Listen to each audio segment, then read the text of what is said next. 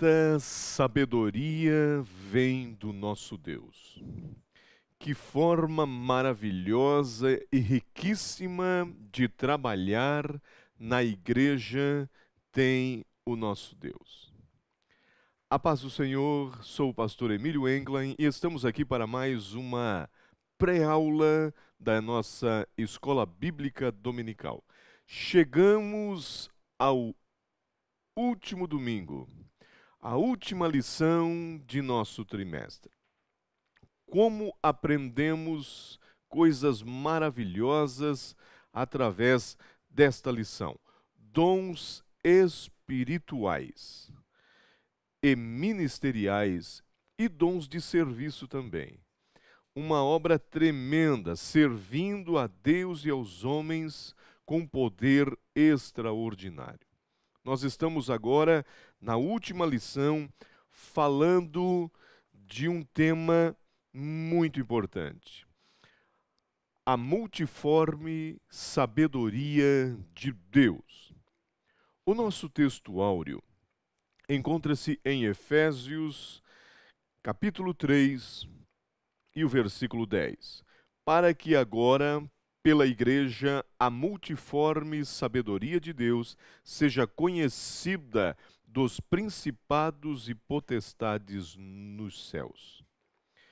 A verdade prática inserida em nossa lição diz o seguinte: a multiforme sabedoria de Deus vai além da compreensão humana e é demonstrada ao mundo pela igreja de Cristo.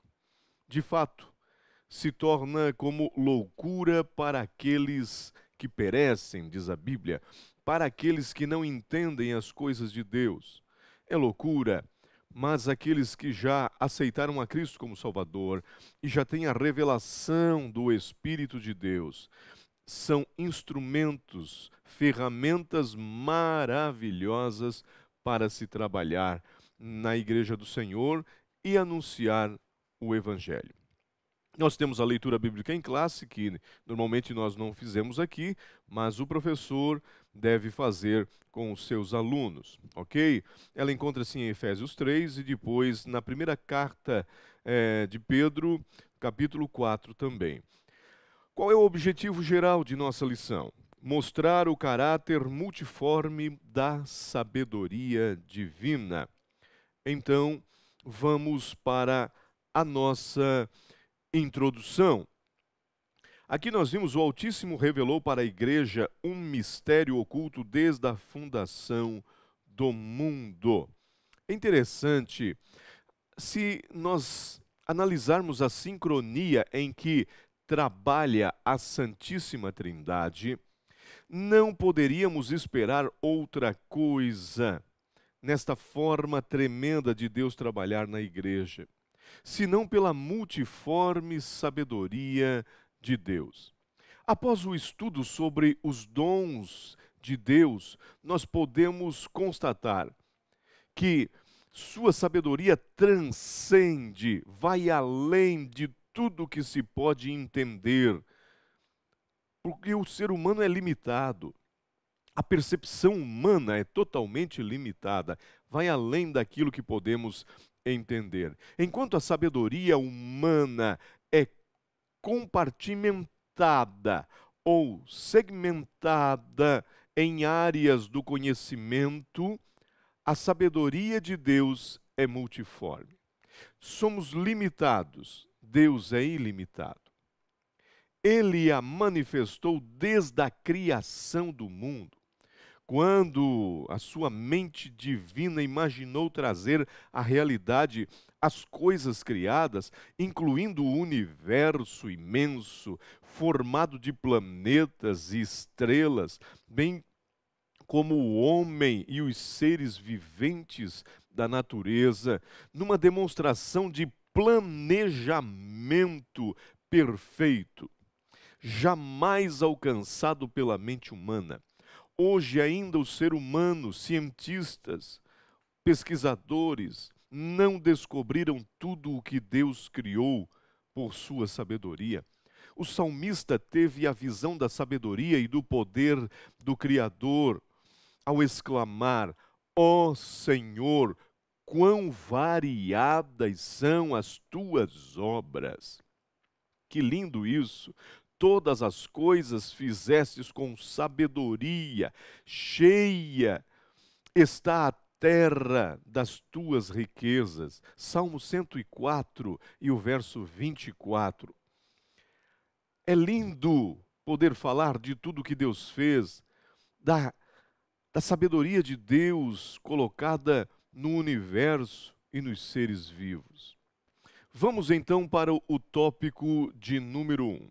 O tópico de número 1 diz o seguinte: os dons espirituais e ministeriais. É importante entendermos que a nossa lição tratou disso ao longo das 12, dons de serviço, dons espirituais e dons ministeriais. E esta lição hoje vai mostrar a forma que a sabedoria de Deus incluiu isso na igreja e como beneficiou o povo de Deus. Encontramos no subtópico de número 1, diz que são diversos. Há várias passagens na Bíblia, em Coríntios, Romanos, Hebreus, a carta de Pedro, que vai falar desses dons. Eles são diversos. Os dons espirituais são variados como recursos usados pelo Espírito Santo para manifestar o poder de Deus e sua multiforme sabedoria, através de instrumentos humanos usados para a edificação e o fortalecimento espiritual da igreja. Usou homens, usou pessoas, pessoas frágeis, pessoas limitadas, mas nós somos os instrumentos de Deus para manifestar esta multiforme sabedoria de Deus. Os dons devem ser buscados com humildade. Considerando a nossa fragilidade, nós temos pela graça divina, não porque merecemos, mas é porque Ele decidiu investir em nós. Buscado com humildade, com discernimento.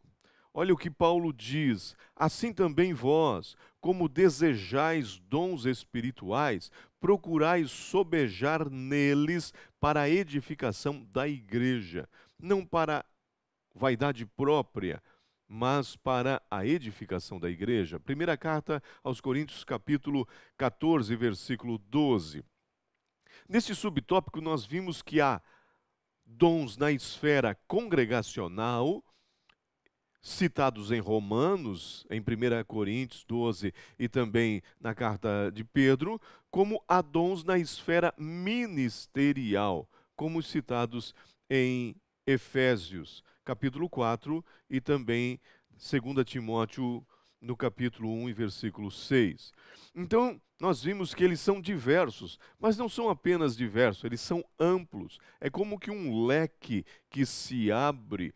A gente lê 9 dons em Coríntios 13, 1 Coríntios 12, melhor dizendo, mas a gente pode perceber que é um leque de dons citados também em outras passagens, e isso é importante. Considerando então que a sabedoria de Deus é multiforme e seu poder é ilimitado, e de igual forma ele concede à igreja a sua multiforme graça, podemos entender que Deus não está limitado a um número de dons, a um número fixo e fechado de dons. Há uma variedade muito grande de dons.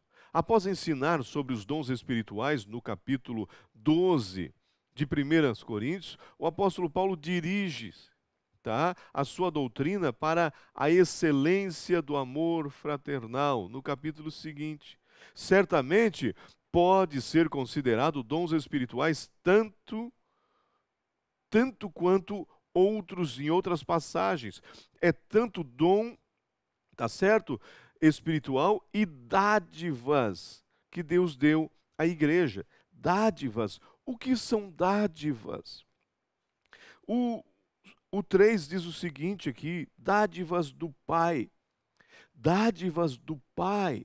Sim, dádivas é uma palavra derivada do latim dativa, que vem de donativo, Uma dádiva representa aquilo que vem de graça, que é dado, é um presente, é uma oferta, é o que se recebe gratuitamente. Isso é maravilhoso. Deus tem dispensado para a sua igreja, para que pudéssemos anunciar o Evangelho. Quais são essas dádivas? Você pergunta. Podemos colocar aqui o que está na nossa lição, a dádiva do amor. A maior manifestação do amor de Deus foi ter enviado seu único filho para salvar o perdido. O próprio Jesus declarou isso, dizendo a Nicodemos: porque Deus amou o mundo de tal maneira. O maior amor, a maior expressão, o maior presente, o maior alcance, amou o mundo de tal maneira que deu o seu único filho, unigênito, para que todo aquele que nele crê não pereça, mas tenha a vida eterna. Esse amor traduzido como o amor ágape. Este é o amor de mais profunda demonstração de Deus. Sim, se doou Cristo, seu Filho, para redimir o pecador, o homem de sua constrangedora posição, caído, infrator, longe de Deus. Observe isso. Cristo é o amor encarnado, que se fez carne e habitou entre nós. Aí vem dádivas da filiação divina. Que coisa linda isso! Quem éramos nós? Hoje somos filhos de Deus pela fé. Através da fé em Cristo, Deus torna o pecador seu inimigo. Éramos inimigos de Deus. Ele torna seu filho, integrando-o na família de Deus, colocando-nos em um lugar de merecedor. Nem éramos merecedor, mas a todos quantos, diz João, a todos quantos receberam, deu-lhe o poder de serem feitos, chamados filhos de Deus, em quem creu no seu nome. João 1:12. Olha que coisa linda isso. Ninguém pode conquistar esse poder ou esse direito. Isso é resultado do quê? Do amor de Deus. Ninguém merecia isso. Resultado do amor de Deus. Filiação divina. Assim, diz Pedro, ou Paulo escreve aos Efésios dizendo assim, ó: assim que já não sois mais estrangeiros nem forasteiros, mas co-cidadão dos santos e da família de Deus. Aí temos o ministério da reconciliação, que está em nossa lição, no subtópico 3 e seus pontos, a sua segunda carta aos Coríntios. Paulo fala isso. Foi lá que ele, escrevendo sobre uma nova vida do salvo em Cristo, ele explica que o milagre da salvação, que inclui algumas coisas, entre elas a regeneração. Regeneração vai regenerando o homem, isso é, vai fazendo ele nascer de novo, vai fazendo ele uma nova criatura. Vem a justificação, vem a santificação, o perdão. Isso provém de Deus, que nos concedeu, diz Paulo, o ministério da reconciliação. E aí ele diz, assim que se alguém está em Cristo, nova criatura é. As coisas velhas já passaram, eis que tudo se fez novo. E tudo mesmo, e tudo mesmo. E tudo isso provém da onde? De Deus, que nos reconciliou consigo mesmo por Jesus Cristo e nos deu o ministério da reconciliação. Isto é, Deus estava em Cristo, reconciliando consigo o mundo, não lhes imputando os seus pecados. E por nós, olha só, e pôs em nós a palavra, o ministério da reconciliação. E poderíamos citar outras dádivas que veio do Pai, a dádiva do batismo com o Espírito Santo, a dádiva do crescimento e muitos outros. É fantástico isso. Terminando o tópico de número 1, nós vamos então para o tópico de número 2. Bons despenseiros do mistério ou dos mistérios divinos. Anote aí na sua lição, aonde você quiser, sublinhe as palavras despenseiros e mistérios. Duas palavras que precisam ser esclarecidas neste tópico. Despenseiros e mistérios divinos. É interessante, bons despenseiros dos mistérios divinos. Os dispenseiros são as pessoas que tomam conta da despensa de uma casa, ou do lugar aonde são guardados alimentos e outros itens necessários para a manutenção da família. O apóstolo Pedro exorta os destinatários de sua primeira carta quanto à eminente vinda de Jesus. E ele vai dizendo que deveria ser bons despenseiros. Adverte para que eles deveriam se comportar como dispenseiros fiéis, vigilantes da multiforme graça de Deus. O subtópico 1 diz assim: com sobriedade e vigilância. Os dispenseiros devem ser sóbrios, ter uma mente sadia e vigilantes. Devem guardar com sobriedade e vigilância em oração. Essa advertência refere-se à simplicidade que se deve caracterizar um servo de Deus, sobretudo aquele que tem a liderança na casa do Senhor. Fala da constante vigilância sobre a vida cristã. Isso é importante você analisar. Por quê? Porque sofremos ataques dioturnos, tanto de dia quanto à noite. O inimigo de nossas almas quer nos tragar, e ele pode atacar na nossa soberba, no orgulho, na vaidade.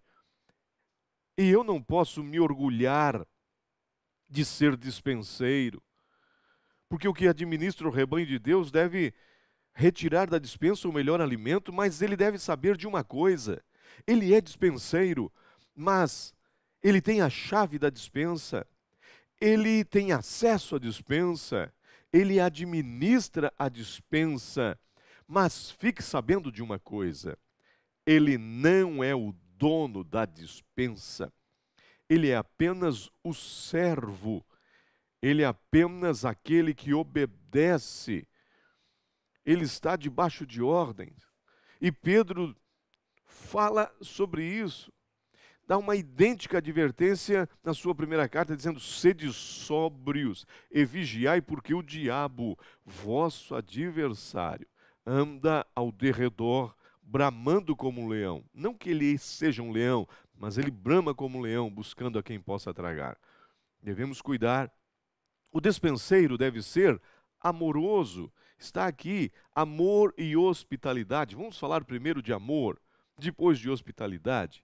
Em segundo lugar, encontramos o dispenseiro de Cristo, que deve ter uma ardente caridade uns para com os outros. Por quê? Porque a caridade cobrirá multidão de pecados. Pedro diz isso na sua primeira carta, 4:8. Todo crente fiel deve ser despenseiro. Mas como já refletimos, o obreiro, o pastor, o dirigente, o líder de uma igreja que pastoreia ovelhas, essas precisam ser tratadas com amor, porque não são suas. A cada ovelha que nós encontramos é diferente. São diferentes uma das outras, em temperamento, em formação, visão das coisas, e nem sempre são dóceis e obedientes. Há crentes que dão muito trabalho aos seus líderes, aos seus pastores. Mas como despenseiro da graça de Deus, o obreiro deve demonstrar amor em todas as ocasiões, no trato com todo tipo de ovelha. Com as mais fracas, ele deve ser compreensivo. Com as mais fortes, deve ser incentivador de sua fé e testemunho. Com as feridas, ele deve ter sempre um remédio, o bálsamo do amor e da compreensão. Com as que pecam, fazer uso da disciplina, mas essa disciplina deve vir com amor, sem abuso de autoridade, a fim de que qualquer situação o dispenseiro precisa aplicar o amor. Estas são as características do verdadeiro discípulo de Jesus. Ele sabe que ele precisa tratar com amor suas ovelhas. E aqui diz, e hospitalidade. Ele deve ter hospitalidade, ele deve ser hospitaleiro. Sim, o aconchego, acolhimento, o bom trato com as pessoas, na administração da igreja local, o crente com seus irmãos, familiares, amigos, pessoas em geral, sem fazer acepção de pessoas. Hebreus fala claramente, não vos esqueçais da hospitalidade, porque alguns, sem saber, hospedaram anjos. Há quem faça acepção, sim, de pessoas. Há quem faça, discriminando as mais humildes, os menos favorecidos na vida humana. Essa não é a atitude de um dispenseiro do Senhor, de um dispenseiro que cuida da casa de Deus. Esse deve ser sempre atencioso com todos, ajudando em suas necessidades espirituais, emocionais e físicas, dentro de suas possibilidades, é claro. Mas ele precisa saber que ele precisa ser hospitaleiro. Não como o doutor da lei, que não entendeu quando Jesus falou do sacerdote que passou de largo, do levita que passou de largo, mas passou um samaritano e atendeu. O hospitaleiro é aquele que tira de si para dar a alguém que precisa. Não agir assim é pecado. Que pecado é esse, pastor? Pecado de omissão. Muitos serão julgados pelo pecado de omissão. Podiam fazer e não fizeram. Aí nós encontramos então, o despenseiro deve administrar com fidelidade, ser fiel. Voltamos ao fato de que a despensa não é dele. Ele entra na despensa, tira as coisas de lá, ele alimenta as pessoas, mas ele tem a chave, tem acesso, mas não é o dono da despensa. Ele precisa fazer isso com fidelidade. Aqui entendemos que cada crente é um dispenseiro de Deus. Pedro adverte quanto à sua mordomia, dizendo: cada um administre uns aos outros, tá? O dom como recebeu, como bons despenseiros da multiforme graça de Deus. Se alguém falar, fale segundo as palavras de Deus. Se alguém administrar, administre segundo o poder de Deus, para que em tudo seja Deus glorificado por Jesus Cristo, a quem pertence a glória, o poder para todo sempre. Fala Pedro 4, 10 e 11 na sua primeira carta. Isso é importante. Ele precisa ser fiel, sim. E isso é importante.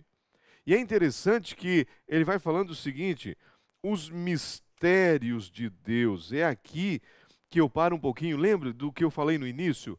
Analise bem. Despenseiros, como deve se comportar? Mas dispenseiro do quê? Dos mistérios de Deus. Que mistérios são esses? Não tem nada a ver com ocultismo, esoterismo, nada, nem com misticismo. A Bíblia nos declara que significa esse mistério. A Bíblia diz o que é que ele significa. Paulo, aos Colossenses, vai dizer o seguinte, olha só: o mistério que esteve oculto desde todos os séculos e em todas as gerações, e que agora foi manifesto aos seus santos, os quais Deus quis fazer conhecer. Quais são as riquezas da sua glória, ou da glória deste mistério entre os gentios, que é Cristo em vós, a esperança da glória. Aí temos o mistério de Deus revelado. Cristo em vós, a esperança da glória. O mundo vai ver Cristo em nós. O que era mistério é revelado em nós, dando ao mundo a esperança de uma vida melhor, a glória. Esse mistério foi revelado para que agora, pela igreja, a multiforme sabedoria de Deus seja conhecido dos principados e potestades. Olha só, através da igreja. Isso é importante sabermos. Nós estamos indo para o último, terceiro e último tópico de nossa lição e de nosso trimestre também, porque nós estamos encerrando esse trimestre e vamos falar sobre os dons espirituais e o fruto do Espírito. Que coisa tremenda isso. Eu gosto muito desta comparação. Aí, nós vimos aqui, há uma necessidade, sim, há uma necessidade muito grande, tanto dos dons espirituais, quanto do fruto do Espírito. E nós precisamos entender. Há uma rica tipologia no Antigo Testamento, lá no Êxodo, a respeito dos dons espirituais e o fruto do Espírito. É possível isso, pastor? Sim. Observe bem em Êxodo 28, versículo 30 ao 35. Ele vai dizendo o seguinte: e também farás um manto todo azul. Deus está se referindo à roupa que viria por cima de Arão, o sumo sacerdote. Deus dá o modelo de roupa que ele precisava ter. Essas roupas apontavam para as vestimentas espirituais do crente. Analisa bem isso. Ele diz: e farás um manto todo azul, para que nas suas bordas coloque romãs azul, de carmesim, de púrpura. Ao redor de suas bordas, lá embaixo das vestimentas, colocarás campainha de ouro. E essas romãs, você colocará uma campainha de ouro e uma romã, intercalando sempre, outra campainha de ouro e outra romã. Haverá nas bordas do manto ao redor, e estará para que Arão ministre na minha presença e faça os seus unidos quando entrar no santuário, para entrar e sair, para que não morra. Que interessante isso. As campainhas balançavam e batiam nas romãs, fazendo um som agradável enquanto ele ministrava na presença do Senhor. Isso é maravilhoso. Aí nós entendemos que as campainhas de ouro apontam para os dons espirituais, as romãs para o fruto do Espírito. As duas se intercalavam, uma campainha, uma romã, outra campainha, outra romã. Aí eu entendo por que é que o apóstolo Paulo fala em 1 Coríntios, capítulo de número 13, dizendo: se eu falasse a língua dos homens, dos anjos, ainda que eu profetizasse e não tivesse amor, nada seria. O manto do sacerdote não poderia ser feito apenas de campainha. Se fosse apenas de campainha, faria um barulho desajustado. Mas se fosse apenas de romã, não faria barulho. Assim são igrejas que nutrem apenas o fruto do Espírito, mas rejeitam os dons espirituais. Não há um mover de Deus, um barulho espiritual caracterizado pelos dons. Analisa isso. E também as igrejas que não têm o fruto do Espírito e valorizam muito os dons, sem nutrir o fruto, Há um barulho exagerado sem amor. Vamos aprender isso? A necessidade dos dons espirituais. Os dons espirituais são como um andaime, já comentamos há muito tempo atrás aqui, em uma construção. Eles servem para edificar a igreja na terra.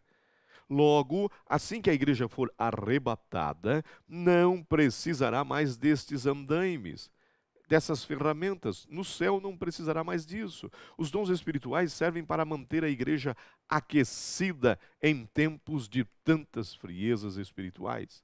Hoje, mais do que nunca, o esfriamento do amor e a multiplicação da iniquidade, a igreja precisa muito, necessita do poder do Espírito Santo, da manifestação dos dons espirituais, da unção de Deus para mantê-la aquecida. Os teólogos cessacionistas, aqueles que acreditam que os dons acabaram, cessaram no fechamento do cânon, eles estão equivocados. Eles ensinam que os dons espirituais cessaram com o fechamento do cânon no Novo Testamento. Mas não é verdade, tá? Não há mais necessidade deles, segundo esses teólogos. Cometem um equívoco elementar em sua exegese sobre a atualidade dos dons. Há uma frente fria passando pelos seminários, por faculdades teológicas e por igrejas em que não se vê mais a presença de Deus através dos dons espirituais ou dos sinais do poder de Deus na vida das pessoas. Aí o nosso escritor vai dizendo os dons espirituais e o amor, a necessidade desses dois.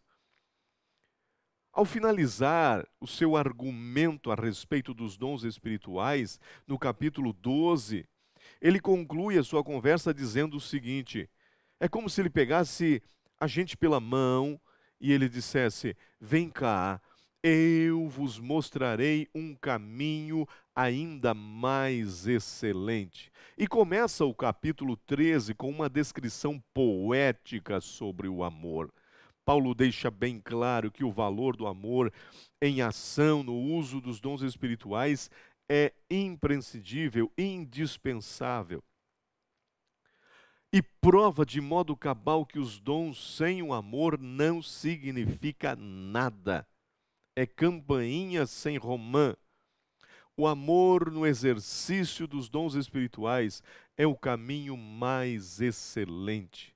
No capítulo 13 de Coríntios, sobre a excelência do amor, Paulo refere-se a vários dons espirituais, afirmando que sem amor nada tem valor. O último subtópico de nossa lição, indo já para o encerramento, fala da necessidade do fruto do Espírito. Houve épocas, como já falei, de muita ênfase nos dons e nada do fruto. Depois, muita ênfase no fruto e nada dos dons. Mas tem que haver um equilíbrio. A verdade é que tanto dons quanto o fruto são indispensáveis na caminhada cristã. A igreja cheia de dons precisa ter amor pelas almas. A igreja cheia de poder pela presença dos dons, porque tem poder de Deus, porque ela é cheia de dons, precisa também de uma vida diária desfrutando das virtudes do Espírito Santo, do fruto do Espírito. Exortando a igreja, Paulo fala dessa necessidade e ele vai dizendo o seguinte: precisamos deixar de ser menino na fé. Quando eu era menino, ele diz, falava como menino, sentia como menino, discorria ou me comportava como menino, mas logo chegou a hora de ser homem, cheguei a ser homem e acabei com as coisas de menino, ele fala. A prática do fruto do Espírito, aliada aos exercícios dos dons espirituais, é que nos leva a evitar a meninice espiritual. Logo, seremos levados a uma maturidade espiritual, como diz Paulo. Assim que cheguei a ser homem, deixei as coisas, acabei com as coisas de menino.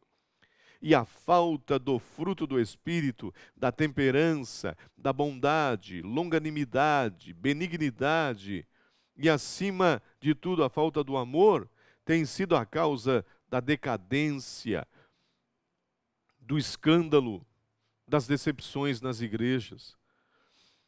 E aqui nós concluímos a nossa lição sobre a multiforme sabedoria de Deus que manifesta-se na igreja através da intervenção sobrenatural do Espírito Santo, através dos dons espirituais, dos dons ministeriais e outros dons. É necessário, sim, para o crescimento espiritual dos crentes. Seja quais forem os dons que você possui, devem ser feitos com humildade, fidelidade, não buscando seus próprios interesses, mas visando a edificação e segurança dos salvos em Cristo Jesus. Foi um prazer estar com você nesse trimestre.